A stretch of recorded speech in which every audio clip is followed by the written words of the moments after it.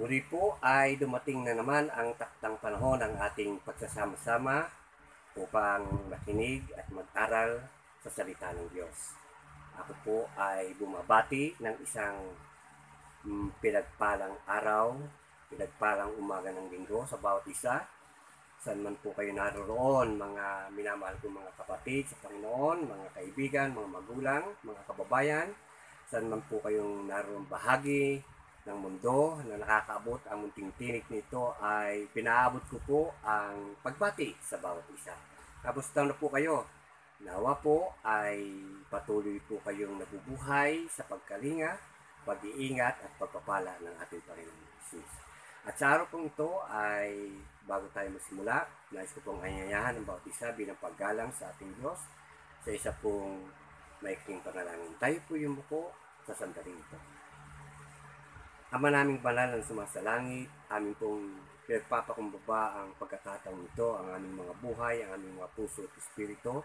Amin pong inihingi ng tawad ang lahat ng pagkakasala na amin pong nagawa sa loob ng mga nakaraang araw, panahon at oras. Amin pong kinikilala na ang iyong pagliligtas, ang iyong pagpapatawad ay kailangan ng bawat isa. Ama, sakupin mo po lagi ang aming buhay sa bawat oras, sa bawat sandali, sa bawat araw at panahon. At sa oras pong ito ay aming dinudulog sa iyo ang aming pag-aaral na gagawin. Nawa po ay maramdaman ng bawat isa ang iyong kilos, ang iyong pong banal na espiritu ay magturo sa amin sa pamamagitan ng iyong salita, O God, na kami po ay patuloy na mabago, patungo ayon sa iyong kalooban.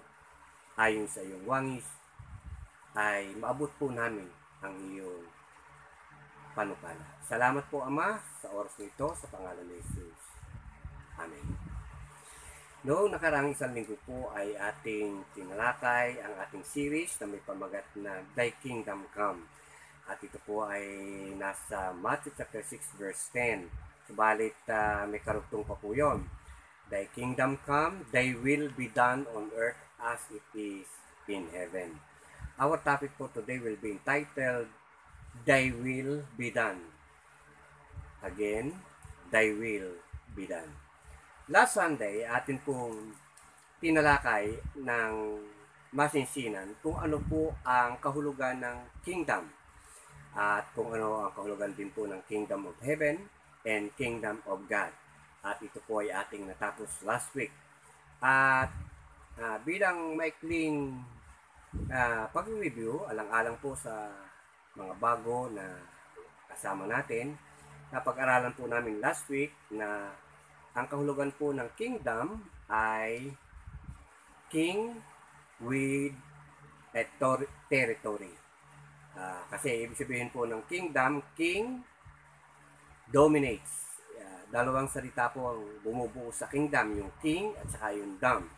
Ang ibig sabihin po nun, king dominates or king with territory. Sa salita pong Hebreo, Aramaic ay mamlakak ang ibig sabihin po nito.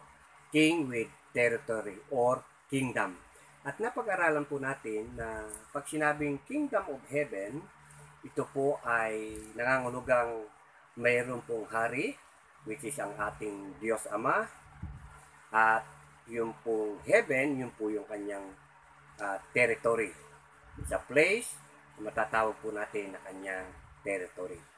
At pag sinabi pong kingdom of God, ito po ay tumutukoy sa paghahari ng Diyos through His influence. Wala po siya dito sa lupa, subalit through His influence ay nakakapaghari po siya sa buhay ng mga taong kumilala at tumanggap sa Kanya at sa Kanyang bugtong na anak na si Jesus Cristo. At sa pamamagitan po ng Panginoong Jesus Cristo ay naiparating po sa atin ang kahalagahan ng Kingdom of God. At ang Banal na Espiritu po, kapag tinanggap po natin ang Panginoon Jesus, ay siyang maghahari sa ating puso. At kapag tayo pinaghaharian na ng Espiritu ng Diyos sa ating mga puso, kabilang po tayo sa Kingdom of God. Sapagkat ang kahulugan po ng Kingdom ay a governing influence of a king over his territory, impacting it with his will, his purpose, and intention, producing a citizenry of people who express culture and reflect his nature. So napag-aralan po natin na ang nais po pala ng Panginoon, kaya po sinabi niya sa Matthew chapter 6 verse 10 na thy kingdom come, thy will be done on earth as it is in heaven. Ang ibig sabihin po pala ay nais ng Diyos na i-colonize ang mundong ito ng kanyang paghahari. At pag sinabi po colonization o colonize ay para ho bagay yung pagsakop na kung saan katulad po ang Pilipinas nasakop ng Espanya sa mahabang panahon. At pagamat yung kanilang hari hindi nakarating dito, sinubo niya isang gobernador, isang pinuno upang maiparating ang kagustuhan ng hari ng Espanya at ipinaputupad po yun dito. So, ganoon din po ang ating Diyos Ama, bagamat siya nasa langit, nais niyang mangyari dito sa lupa kung ano ang kanyang gustong mangyari. At ito ay kung ano ho yung nature ng God, kung ano ho yung culture doon sa kalangitan, nais na matupad ng Diyos dito sa lupa. At kapag ho ang isang tao kumilala kay Kristo at pinagarihan ng Espiritu ang kanyang buhay, ay siya po ay bahagi na ng kaharian ng Diyos sapagkat siya ay nasa influence of our God. At napag-aralan po natin na sabi po sa Psalms 115 verse 16, ang langit at ang mga langit is Panginoon, subalit ang lupa ay binigay niya sa mga anak ng tao. So meaning to say, ang lupa po ay ipinamahala po sa atin at ang Diyos po ay may kanyang kaharian doon sa langit. Subalit nais niyang iparating sa atin ang kanyang paghahari. Kaya nga nung ang unang ipinangaral ng Panginoon sa Matthew chapter 4 verse 17, sabi niya doon sa unang pangangaral niya, sabi niya, repent and for the kingdom of God is at hand. And then sinabi niya sa Luke chapter 4 verse 43 na kaya siya sinugo ng Ama ay para ipangaral ang mabuting balita patungkol sa kaharian ng Diyos. So napakahalaga pong pag-aralan talaga ang kaharian ng Diyos. Ito po'y napag-aralan natin last week. Bagamat sa ibang mga pagkakataon, sa mga darating pong araw ay magkakaroon po ako ng subject at pag-aaralan po natin ang Kingdom of God sa isang mahabang panahon ng pag-aaral. Hindi po natin yung magagawa ngayon sapagkat tayo po nasa isang series na nadaanan lang po yun dun sa Model Prayer ng Panginoon na kung saan po ay ating sinisiris. At ang yugtong ito ay ilalaan po natin sa pag-aaral po dun sa sumunod na salita. Pagkatapos po ng doon sa Matthew 6:10, sabi po doon sa unang talata, thy kingdom come, thy will be done on earth as it is in heaven. Bibigyan po natin ng emphasis at focus yung pong thy will be done. Mahalaga po maunawaan ng bawat isa kung gaano po kahalaga ang will ni God na mangyari dito sa lupa. At sa oras po ito ay nais ko rin ipaalala sa bawat isa na nung pag-aralan po natin yung repent, ang ibig sabihin, change your mind. Kasi pag hindi ho tayo nag-change ng ating mga kaisipan, ng ating mga ideology at filosofiya patungkol po sa pananampalataya sa ating Diyos, ay hindi po natin maunawaan kung ano ang ibig sabihin ng Kingdom of God. At pag naunawaan na po natin ang Kingdom of God at pinagharian na po tayo ng Banal na Espiritu sa pagtanggap po natin sa ating Panginoon, ay mas maunawaan po natin kung ano yung will ng God na dapat mangyari dito sa lupa. Okay? At nais ko pong ibigay ang kahulugan ng salitang will. Sabi po ng diksyonaryo, ng Webster Dictionary, ay ganito po ang ibig sabihin ng will. The faculty of conscious and especially of deliberate action, the power of control the mind has over its own action. And then, sabi po, pag sinabing will, the power of choosing one's action.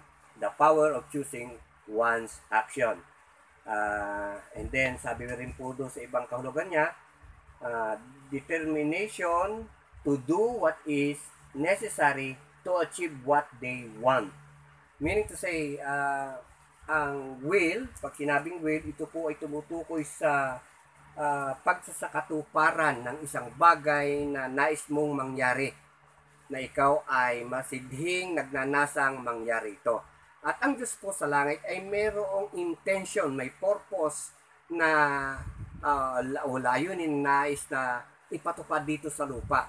At ito ay tinatawag na will of God. At pag-aaralan po natin, sino ho ba yung nagtataglay ng will? Meron pong tatlong nagtataglay ng will. Una po, ang ating Diyos, may will po siya. Pag sinabi nga pong may will, power of choosing one's action to have a strong or weak will or determination to do what is necessary to achieve what they want.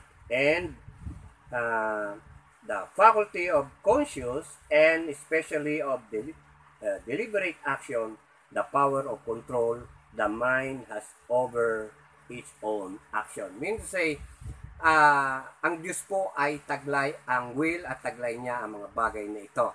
At hindi lamang po ang Diyos ang may will. Ang pangalawa po, may will din po ang tao.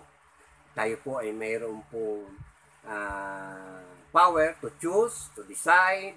Yan po ang ibig sabihin ng will. Para kung ano ang gusto natin gawin, meron po tayong sariling kalooban bilang mga tao. At ang ikatlo pong nagtataglay ng will ay ang si Satan o si Satanas. May sarili din po siyang will. At kung pag-aaralan po natin sa Bible, ang will po ng tao ay dapat napapaloob o napapasakop sa kalooban ng Diyos. At mamaya malalaman po natin kung bakit napakalaga na mangyari ang kalooban ng Diyos dito sa lupa at bakit dapat ang tao, ang kanyang kalooban o ang kanyang will ay pasakop sa will ni God. At alam nyo, si Satanas may sarili ding will. At alam mo ninyo, itong will na ito, it must be rejected. Why? Kasi sabi sa John chapter 10 verse 10b, ang sabi po doon, ang magnanakaw o si Satanas ay naparito upang pumatay, magwasak at magnakaw. Kaya nga po, kung titingnan ninyo, ang mundong ito ay pawasak ang maraming bagay. Dahil iyan po ang ginagawa ni Satanas. Winawasak ang mga relasyon, winawasak ang mga tahanan, winawasak ang mga pamilya, ang magkakaibigan, ginugulo, at ang mga tao ninanakawan ng kapayapaan. Ang mga tao ay kanyang patuloy na sinisira at pagminsan pinapatay sa pamamagitan ng kanyang mga kapamarahanan. Kaya nga po napakahalagang maunawaan natin kung ano yung will ng God. Pagkat ang Diablo, si Satanas ay may will na kung saan po sabi sa John 10:10, siya ay naparito upang magwasak, pumatay at magnakaw.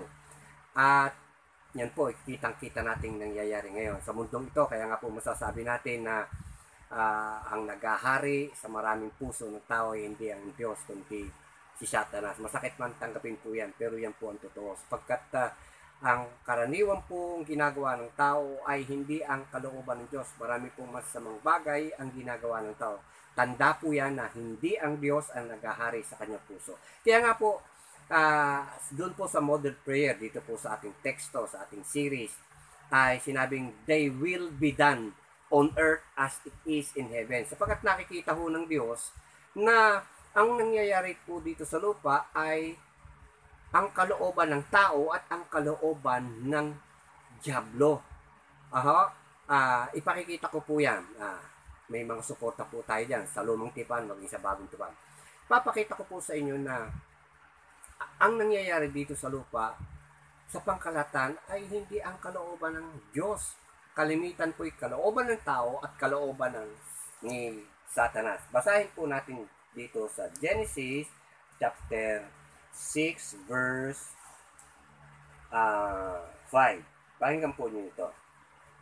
Nakita ng Panginoon na napakasama na ng tao sa lupa at ang bawat haka ng mga pag-iisip ng kanyang puso ay palagi na lamang masama. Nalungkot ang Panginoon na kanyang nilalang ang tao sa lupa at nalumbay ang kanyang puso. So makikita ho natin dito, maging sa lumang tipan, ay nakita ho natin kung paano nalungkot ang Diyos sa ginagawa ng mga tao na mga kasamaan. Hindi po ito ang will ng God sa tao na ang tao ay gumawa ng maraming kasamaang kasalanan, sapagkat ang tao ko'y nilalang ng Diyos ayon sa kanyang wangis. Dapat yung kanyang nature, yung kanyang karakter, yung po ang nakikita sa tao. Subalit hindi po iyon ang nangyayari. At ang tao po kasi ay nagkaroon ng sarili niyang will na sinusunod, nagkaroon po ng free will, na ito po ang nagdala sa kanya upang mapahamak. At ang will po niyang yon ay hindi niya ipinagpasakop sa Diyos. Kaya nga po, hinihiling ng Panginoong Hesus na sa bawat panalangin natin, ay hilingin natin na ang kalooban ng Ama ang mangyari sa atin dito sa lupa. At tingnan po natin sa bagong tipan. Ipakikita ko po sa inyo na ang nangyayari po dito sa lupa ay kalimitan ko'y will ng tao. Sabi po sa Romans chapter 1 verse 18 onwards, at nakakakalam ng kanyang kalooban at sa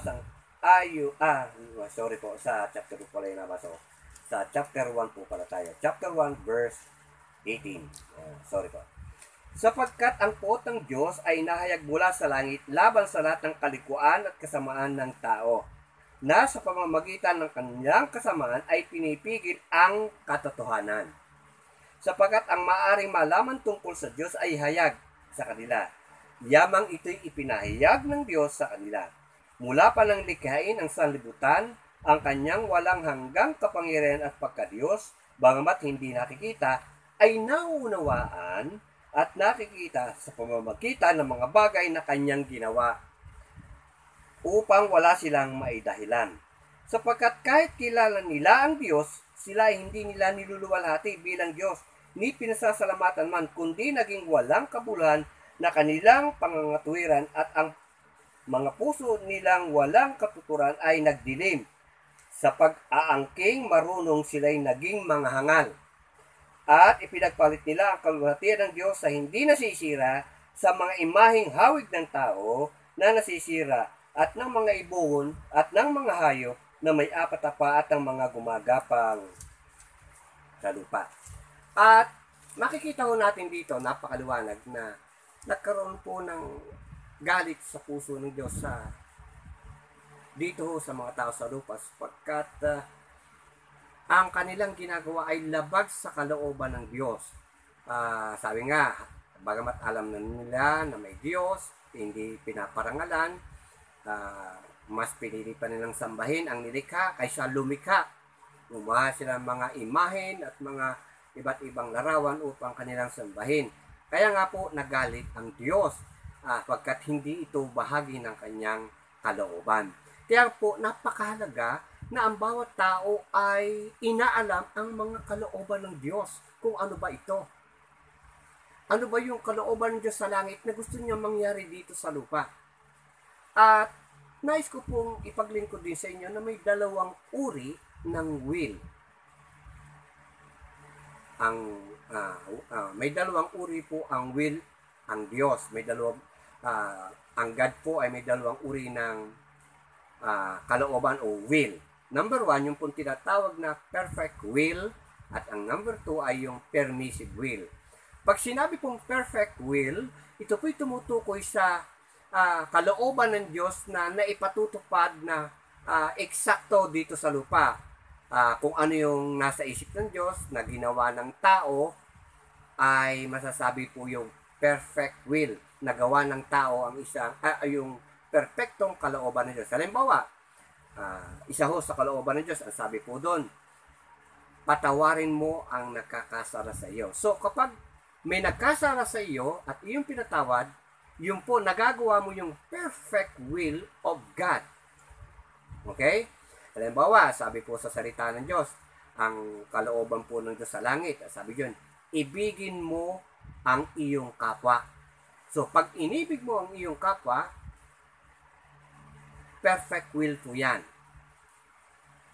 Pero pagka ho ang isang bagay ay tinawag na permissive will, ito po yun.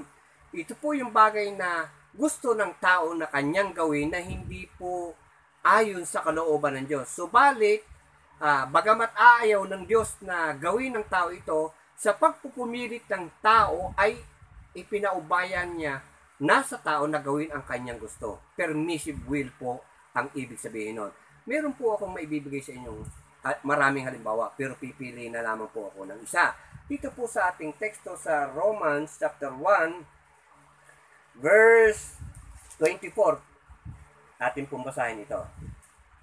Kaya't dahil sa mga pagnanasa ng kanilang mga puso, ay hinayaan sila ng Diyos sa karumihan upang lapastanganin ang kanilang mga katawan sa kanilang sarili. Sapagkat pinalitan nila ng kasinungalingan ang katotohanan ng Diyos at sila'y sumamba at naglingkod sa nilang sa halip na lumalang na siyang pinupuri magpakailanman. Amen.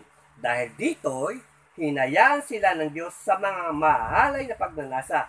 Ipinagpalit ng kanilang mga babae ang likas na pakipagtalik sa dilikas at gayon din naman ang mga lalaki nang iwan ang likas na pakipagtalik sa mga babae ay nag-alap sa kanilang pagnanasa sa isa't isa. Gumawa ng kahalayan ang mga lalaki sa kapwa lalaki at tumanggap ng kanilang sarili ng kaparusahan ng kanilang pagkakamali. Tingnan niyo dito, sabi ng Diyos ang dapat kilanling Diyos at sambahin ay Diyos lamang. Pero anong ginawa ng Diyos? Hindi sila nakontento sa sinabi ng Diyos niya. Sila gumawa ng mga bagay na nilalang ng Diyos upang kanilang sambahin. Gumawa sila ng mga larawan at kanilang nurat, kanilang sinamba.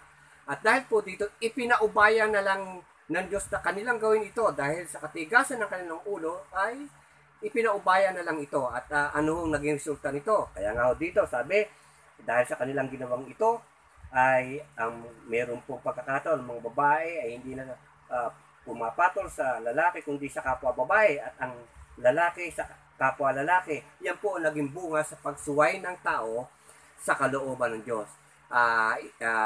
Kasi nagsariling gawa ang tao, sinunod ang kanyang will, hindi ho sinunod ang will ng God. Kaya nga po dito sa mundong ito, marami pong kahalintulad pa nito na ginagawa ang tao na labag sa kalooban ng Diyos.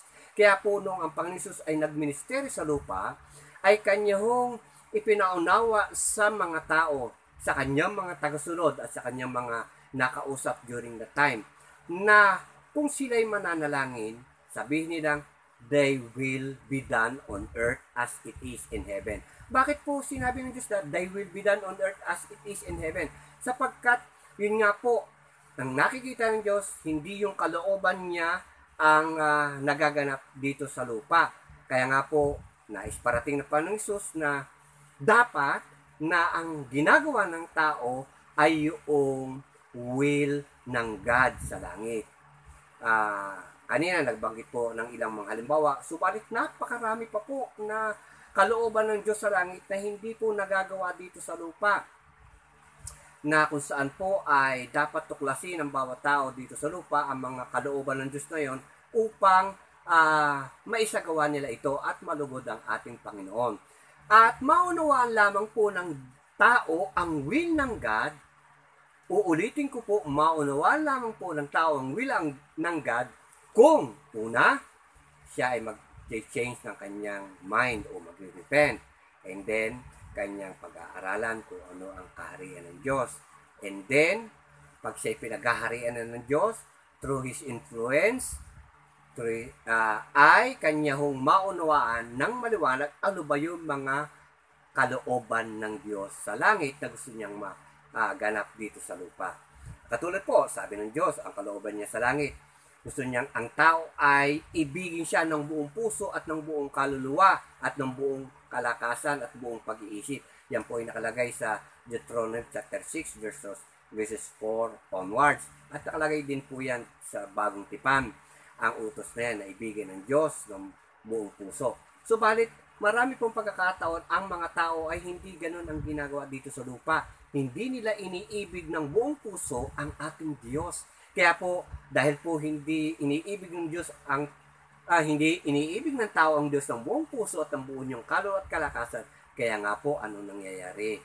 Ang nagagawa ng tao ay ang kanyang kalooban, yung kanyang sariling kalooban. At pag minsan, yung kalooban po ni Satanas ang kanila pong nagagawa. Kaya nga po maraming tao pumapatay, nagnanakaw. Di po ba, sabi ko sa John 10:10, na parito ang diablo o magnanakaw upang pumatay at magwasak. Kaya nga po tingnan niyo, maraming tao ang pusang winawasak kapag naudyukan ng kaaway ni Satanas. Pusang winawasak ang kanyang pamilya. Pinagwawatak ito dahil sa kanyang makasariling pagnanasa, sa kanyang makasariling damdamin.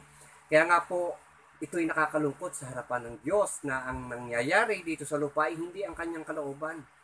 Ang gusto po ng Diyos, yung kanyang kalooban na mangyari dito. At yung kalooban niya ay maunawaan lang po natin kung pag-aaralan po natin ang kanyang salita.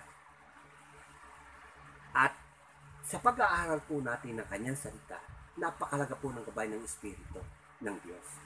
At yung pong Espiritu ng Diyos na yon ay sa atin kung ating tatanggapin ang Panginoon bilang ating tagapagligtas. Sapagkat sabi po ng salita ng Diyos sa Acts chapter 2, verse 39, na kung saan po kapag nagsisi ang tao, tinalikuran ng kanyang kasalanan, at tinanggap ang Panginoong Jesus bilang tagapagligtas, ay ipagkakalob sa kanya ang pangakong Espiritu. Package po yan. Yang bagay na yan, kapag tinanggap po ang Panginoong Jesus, ipagkakalob yung pinangakong Espiritu upang maghari, manahan sa ating puso. Siya po yung influence ng ating Diyos dito sa lupa sa kanyang paghahari. Through the Holy Spirit, through the power of the Holy Spirit, God can reign, God can rule through His influence sa ating mga buhay. Kaya nga po, tingnan niyo yung mga taong tumanggap na sa Panginoong Jesus at pinaghahari ng Espiritu. Iba po na yung tinatakbo ng buhay. Yung mga dating buhay, tinatalikuran na. Yung mga masasamang bagay, kanyang tinatalikuran na. Yung kasalanan, inaayawan na niya. Yung maraming mga masasamang bagay, katulad ng mga bisyo at iba pang mga bagay na masasama, kanyang tinatalikuran na. Bakit po? Pinaghaharian na siya ng Espiritu. Siya'y kabilang nasa kaharian ng Diyos. Kaya po napakahalaga ng bagay na ito na ating pinag-aaralan. At dito po ay napakaraming kalooban ng Diyos na namimiss ang tao dito sa lupa. At kaya nga po napakahalaga na patuloy po tayong nag-aaral ng salita ng Diyos. At tunay nga po na yung perfect will ng God ay mangyari sa atin. Hindi po yung permissive will. Katulad po, bibigyan ko po kayo ng example. Karagdagang mga halimbawa pa. Sabi po ng Diyos, ito'y kalooban niya sa langit na gusto niya mangyari sa lupa. Sabi niya, mga asawang babae, pasakap kayo sa inyong mga asawang lalaki. Yun ang perfect will ng God sa langit na gusto niya mangyari dito sa lupa. Gusto niyang makita sa langit na ang mga tao dito sa lupa, ang mga asawang babae na papasakap sa kanilang mga asawang lalaki. At ang sabi po naman niya sa mga asawang lalaki, ibigin niyo ang inyong mga asawang babae. Ayan. At yan po ay perfect will ng God dito sa lupa na gusto niyang mangyari. Subalit, sa maraming pagkakataon, ito po ay nakikita ho nating sinusuway, hindi ginagawa ng maraming mga mag-aasawa. Kaya nga po maraming naghihiwalay, maraming nawawas pamilya, pagkat hindi po ito na ipatutupad. Kaya nga po napakalaga na ang bawat isa po sa atin ay alamin ano ba yung kalooban ng Ama sa langit. Kapag ito po ang mga magiging bunga, kung sakaling hindi po natin aalamin at ipamumuhay ang kalooban ng Ama sa langit.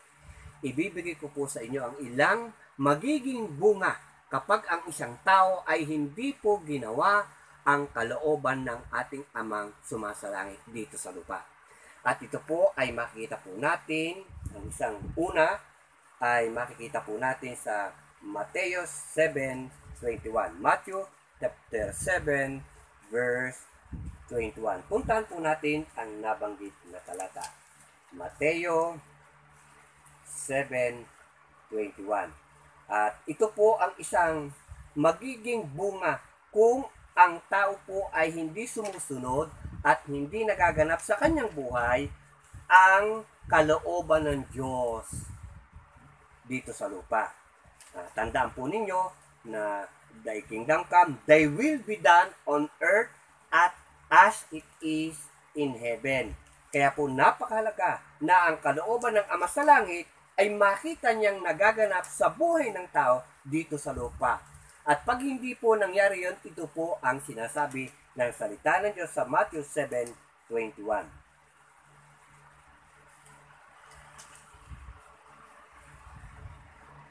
Hindi lahat ng nagsasabi sa akin, Panginoon, Panginoon, ay papasok sa kaharian ng langit, kundi ang gumaganap ng kalooban ng aking Ama na nasa langit. Uulitin ko po.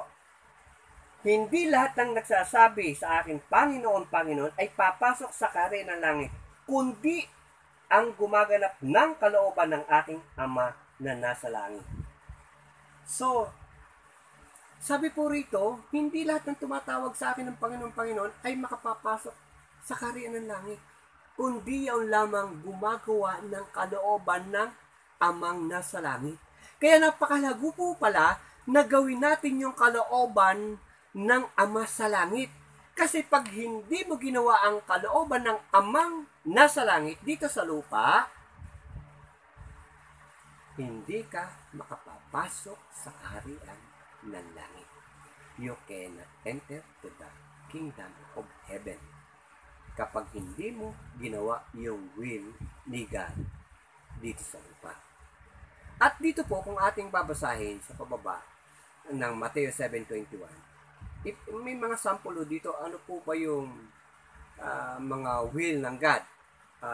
Dito po, makikita ho natin bilang assignment po sa inyo, Matthew 7:21 onwards, basahin po ninyo. At dito po sa Matthew 25, verse 30 onwards, makikita ho natin dun yung marami ho mga halimbawa pa ng will ng God. Dito ho ay makikita natin yung paggawa ng mabuti sa kapwa.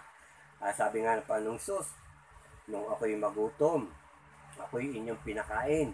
Nung ako'y nahubaran, ako'y inyong binigyan ng damit. Nung ako'y nagkasakit, dinalaw niyo ako sa pagamutan. Pero sabi ng mga tao during the time, kailan ka namin nakita, Panginoon, na naging hubad? At ikaw ay aming dinamitan. Kailan ka namin nakitang nagutom at ikaw ay aming pinakain? Sabi po ng Panginoon dito, kapag ginawa mo ito sa maliliit na ito, sa iyong kapwa, ay para na rin ginawa mo sa akin. So, ibig sabihin, kapag pala gumagawa tayo ng mabubuting bagay sa ating kapwa, katulad ngayon, pandemic, dahil sa coronavirus, kapag po pala tayo nagbibigay ng mga relief goods, tumutulong sa ating kapwa tao, yung po pala ay kalooban ng Ama sa langit. Ayan po ay matatagpuan sa Matthew 25, chapter 25 verses 30 onwards. Hindi ko na po yung babasahin. Kung inyo gustong masigurado, ay inyo pong tingnan ang bahagi niyo ng kasulatan. Dahil marami po tayong tatalakayin, kaya ginagawa ko na naman pong assignment sa inyo yan. So, yan po isang dahilan. Kapag hindi po natin ginawa ang kalooban ng Ama sa langit, ang sabi po rito, hindi ka makapapasok sa kanyang kaharian sa langit. Kaya po pala, napakahalaga na ginagawa ang kalooban ng Ama sa langit dito sa lupa. They will be done on earth as it is in heaven. Ang ikalawa po na mabuting magiging bunga. Kanina, medyo negative. Pag hindi mo ginawa, hindi makapapasok sa kaharian ng langit. Pero itong pangalawa, mabuti ang positibo ang dating. Masusumpungan po natin ito sa 1 John chapter 2 verse 17. 1 John chapter 2 verse 17. Ang sabi po rito, at ang sanlibutan ay lumilipas at ang masamang pita niyon datapwat ang gumagawa ng kalooban ng Diyos ay mananahan magpakailanman. And the world passeth away, and the lust thereof. But he that doeth the will of God abideth forever. So yung po palang gumagawa ng kalooban ng Diyos ay mabubuhay mananatili magpakailanpaman. Kaya po pala napakahalaga na ginagawa ang kalooban ng Amang sumasalangit. Sapagkat pag ginawa mo ang mga bagay na ito, mabubuhay ka at mananatili ka magpakailanpaman. Makapapasok ka sa kaharian ng langit at mananatili ka magpakailanpaman. Kaya po pala napakalagang alamin at sundin ang kalooban ng Ama nating sumasalangit. Ang tanong po, sa oras na ito at sa araw na ito, mga kababayan, mga kapatid, mga magulang, ginagawa po ba natin ang kalooban ng ating Amang sumasalangit? Sinusunod po ba natin ang kanyang panuntunan dito sa lupa na kanyang ipinadala sa pamamagitan ng kanyang bugtong na anak? At sabi nga niya sa Hebrews chapter 1 verse 1, unang-una ang Diyos ay nangusap sa pamamagitan ng mga propeta, ngunit sa panahon ito ay nangusap siya sa pamamagitan ng kanyang bugtong na anak, na walang iba kundi ang Panginoong Hesus. Kaya nga po napakalagang alamin yung itinuro ng Panginoong Hesus, sapagkat nandoon po ang kalooban ng ating Diyos Amang sumasalangit. Marami pong katuruan at turo ang Panginoong Hesus na nakapaloob po yung kalooban ng ating Amang sumasalangit. Kaya po, napakalaga ang pag-aaral sa salita ng Diyos. Dito mo makikita ang kalooban ng ating Ama sa langit.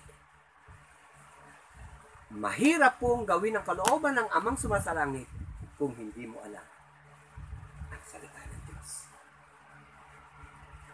Kaya kapatid, ang pag-aaral ng salita ng Diyos, mga magulang, mga kababayan, mga kapwa ko tao, napakahalaga ang salita ng Diyos sa pag-aralan. Naandito ang kalooban ng Diyos. Narito yung perfect will of God. Kung ano yung kanyang kalooban sa langit, kung ano yung kanyang naisin sa langit, naandito ipinadala niya sa pamamagitan ng kanyang bugtong na anak at isinulat ng mga lingkod ng Diyos ang mga bagay na yun. Na kung saan malaya nating pag-aralan, basahin sa mga panahong ito. Lockdown ngayon. May enough time tayong pag-aralan ito kaysa ubusin natin na ating panahon kung saang mga bagay na hindi naman po napakahalaga. Dito po natin ituon ang ating maraming oras. Pag-aralan natin, hanapin natin ang kalooban ng Diyos. Ano ba ito? Upang may apply natin sa ating buhay. Sapagkat kung hindi natin gagawin ito, sabi, hindi lahat ng tumatawag sa akin ng Panginoon, Panginoon ay papasok sa kaharian ng langit, kundi yaon lamang gumagawa ng kalooban ng aking Ama sumasalangit. Matthew 7:21. At sabi po ng 1 John chapter 2 verse 17, lilipas ang mga pita ng laman dito sa sanlibutan, ngunit ang kalooban ng Diyos kung ating ginagawa, mananatili ka magpakailanpaman. Ang ikatlo po, sa James chapter 1 verse 17, kaya po napakahalaga na gawin natin ang kalooban ng Diyos nating Amang sumasalangit, sapagkat sinasabi po niya dito po sa Santiago 1:17. Basahin ko po sa English. Every good gift and every perfect gift is from above, and cometh down from the Father of lights, with whom is no variableness, neither shadow of turning. Sa Tagalog, ang bawat mabuting kaloob at ang bawat sakdal na kaloob ay pawang buhat sa itaas na bumababa mula sa Ama ng mga ilaw, na walang pagbabago at kahit anuman ng pag-iiba. So, lahat po ng mabubuting kaloob, mabubuting bagay ay mula sa Ama sa langit. Kaya nga po, yung kalooban ng Ama sa langit ay mabuti po yon at kanyang ipinararating dito sa lupa. Ang lahat ng bagay na mula sa langit, mula sa ating Diyos Ama, ay mabubuting bagay. Kaya po napakasarap na gawin ito at napakagandang pag-aralan. Pero ang nakalulungkot pong balita, marami pong tao, yung kalooban niya ang kanyang sinusunod. Ang kalooban ng kaaway ang sinusunod. Tandaan ho ninyo, sabi ho ng Ang paalala po sa atin ng banal na salita ng Diyos sa Proverbs chapter 3 verse 5. Proverbs chapter 3 verse 5 o Kawikaan 3:5. Ito po ang wika. Kawikaan chapter 3 verse 5.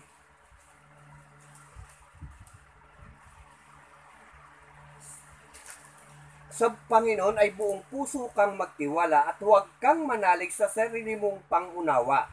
Sa lahat ng iyong mga lakad, siya'y iyong kilanlin at itutuwid niya ang iyong mga landasin. Huwag kang magpakapanta sa iyong sariling mga mata. Matakot ka sa Panginoon at sa kasamaan ay lumayo ka. Sa lahat po ng ating mga lakad, dapat sangguniin ng Panginoon. Bakit po? Sapagkat ang ating pong mga ginagawa dito sa lupa ay dapat nakabase sa kalooban ng Diyos na sumasalangit. Sapagkat, sabi nga dito, kung ikaw man ay may gagawin, huwag lahat ng ipagtiwala mo sa isang guni mo sa Panginoon. Sapagkat sabi po sa chapter 16 ng Proverbs, o dito sa Kawikaan chapter 16, verse 25, ito po.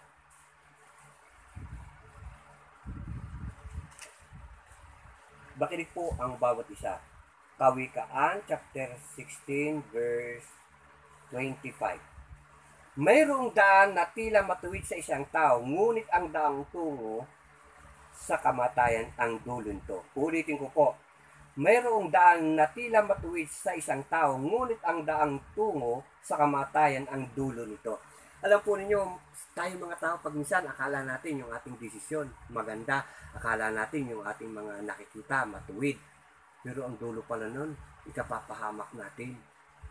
Alam ko po, marami sa atin ang nagpasya, gumawa ng pasya, na bandang huli pinagsisihan. Bakit po? Akala natin nung una tama, yung pala mali.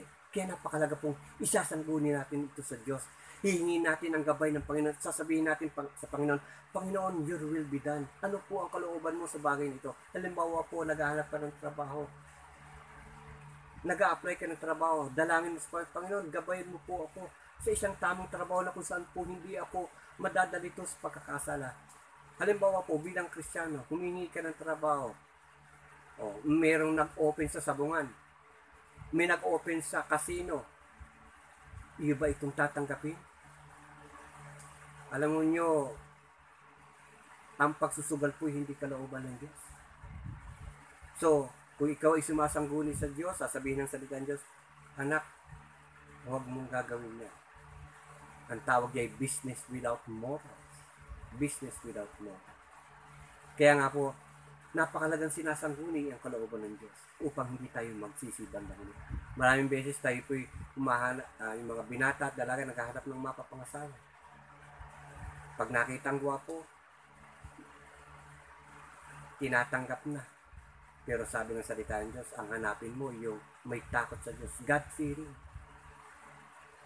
Marunong sumamba, sumusunod sa kalooban ng Diyos upang tayo hindi magsisi. Kaya tinan nyo, maraming nawasak na pamilya. Hindi po isinangguni sa Panginoong mabuti at hindi hinanap ng tao ang perfect will para sa kanyang magiging partner. Kaya napakalaga po, sanggunin ang kalooban ng ating Diyos sa langit. At yun po ang gusto niya. Sabi ng Panginoong Jesus, kung kayo'y mananalangin, Heavenly Father, hallowed be thy name, thy kingdom come, thy will be done. Nandun po tayo sa series niyan. Thy will be done on earth as it is in heaven.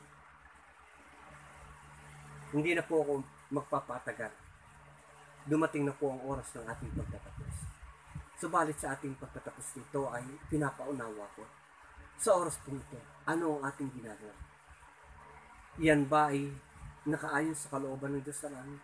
Yan ba ay isinangguni sa Diyos? Yan ba ay nakita mong sinasang-ayunan ng salita ng Diyos? Ang lahat ng bagay na ginagawa po natin na sinasang-ayunan ng salita ng Diyos, yan po ay kalooban ng Ama. At yan po ay matatawag na perfect will. Subalit kapag isang bagay ay labag sa kalooban ng Diyos at ipinagpatuloy mo, hahayaan ka lang ng Diyos dahil matigas ang will. Permissive will. Pero bandang ulit pagsisisiyan. ang mundong ito nung unang panahon ginunaw sa pamamagitan ng sa panahon nila dahil ang mga tao nagkaroon ng kanilang sariling kalooban. Ginawa nila ang sarili nilang kalooban. Hindi nila sinunod ang Diyos. Nawa po sa panahon ito, natuto na tayo. Sundin natin ang kalooban ng Diyos sa bawat buhay natin. Kung ikaw ay nabubuhay labag sa kalooban ng Diyos, hindi pa huli ang lahat. Pwede pang magbago ang lahat. Pwede kang magsisiptalikuran ang mga bagay na hindi kalooban ng Diyos. Pwede mong tanggapin ang Panginoon. Pwede mong talikuran ang mga maling bagay at ang gawin mo ay ang mga bagay na naaayon sa salita ng Diyos. Upang ang Diyos ay maluwalhati sa iyong ginagawa. At isang araw tatawag ka sa Panginoon, Panginoon, sasabihin ng Panginoon, welcome, my good and faithful servant. Hindi lahat ng tumatawag sa Panginoon ay papasok sa karena ng langit, kundi ang lamang gumagawa ng kalooban ng amang sumasalangit.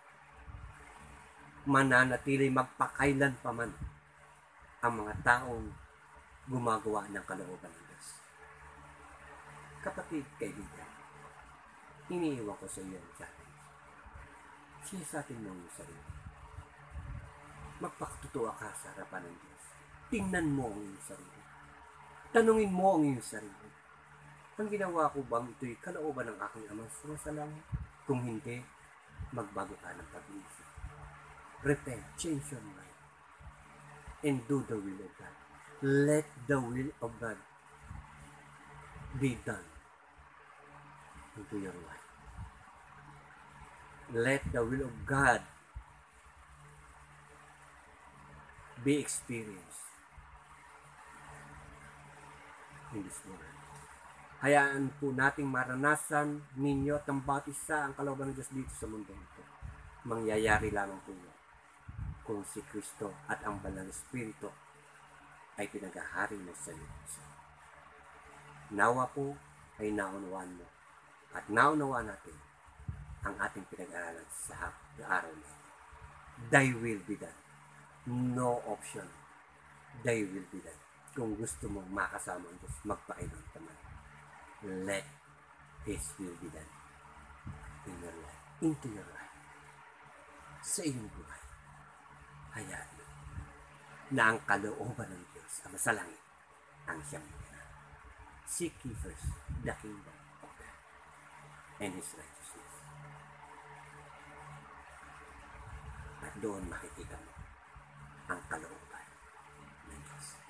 Maraming salamat sa iyong pag-antabay at pagsama sa pag-aaral na ito.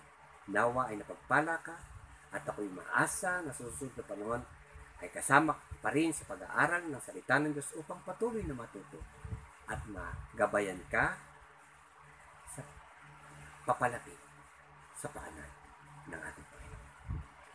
Ng ating Diyos Amang sumasalangit sa pangalan ng Panginoon. Tayo. Maraming banal, salamat po sa katatapos sa pag-aaral. Dalangin ko po na naunawaan ng bawat isa ang aming ginawang pag-aaral. At dalangin ko po na pagpalaan po silang lahat ng iyong maliwanag na kalooban, ang Espiritu maghari sa kanilang mga puso at tanggapin nila ang iyong pagpapala. Pagalingi sa kanilang mga karamdaman at i-provide ang kanilang mga pangailangan sapagkat sila ay nagtitiwala sa iyo, O God. At kung sila'y nagkulang, patawarin at hayaan mo po kanilang matugunan ang kanilang pagkukulang. Tulungan mo po sila sapagkat sila iyong mahal. Mahal mo po ang bawat isa sa amin. Kaya salamat po sa iyong dakilang pagmamahal. Sumayo po ang nawalhati o Diyos Ama sa pangalan ni Jesus. Amen. Amen. May the love and grace of our Heavenly Father, may the peace and joy of our Lord Jesus Christ, and may the presence of the Holy Ghost be with us always. In the name of the Father, and of the Son, and of the Holy Spirit. Let's say, Amen and Amen. God bless you po at maraming salamat sa inyong lahat. Happy Independence Day.